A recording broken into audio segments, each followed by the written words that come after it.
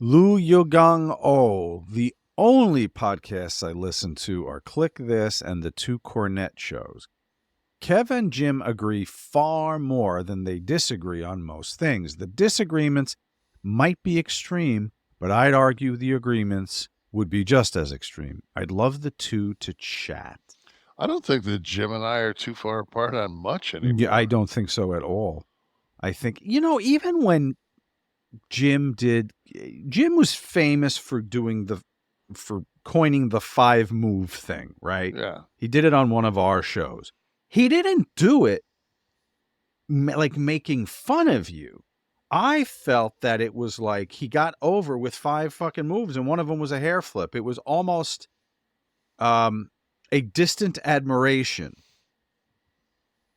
That was always my impression. I never felt that. I never took it as any disrespect. Right.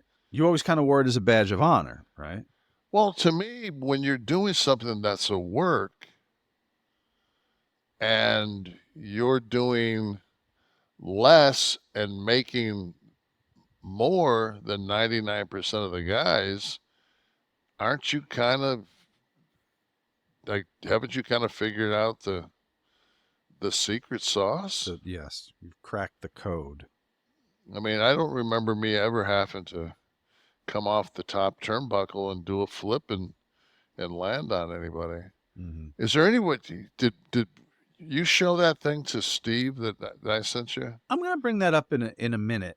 I'm going to have it brought up from okay, Steve. We may have to do a okay, okay, Shauno. Thank you, big daddy, cool Kevin. We're going to have to. You know that I would have to say, you're more known by the Big Sexy than the Big Daddy Cool, and the Big Daddy Cool that was the big new generation push. I mean, that was on all the merch and everything. You just threw the Big Sexy out yourself once, right? During a promo? Yeah.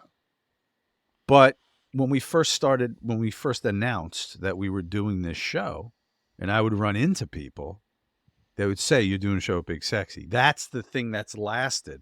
MC Psycho 417, did you watch the infamous Malice at the Palace incident back in the 2000s? If yes, what were your thoughts on it when it happened, and who was to blame for the whole thing happening in the first place?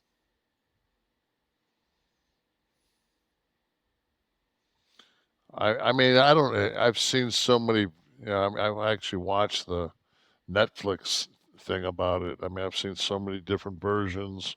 Mm-hmm. So it's kind of like asking about the Kennedy assassination at this point. It's like there's so many fucking theories. And how about when you were a player? Could there ever have been a provocation to have you lash out as such, other than smack your coach in the face, obviously? If you would have fucked around with, if a fan would have came out and grabbed one of the guys on my team or squared off with them, fuck, man, I'd have went. You have to, right? Your teammates, you got to defend you. Well, I mean, if you let somebody get assaulted, I never had a problem. Never had a problem with fighting. Never had a problem with smacking a coach in the face. Fuck it. Everybody needs a good fucking smack.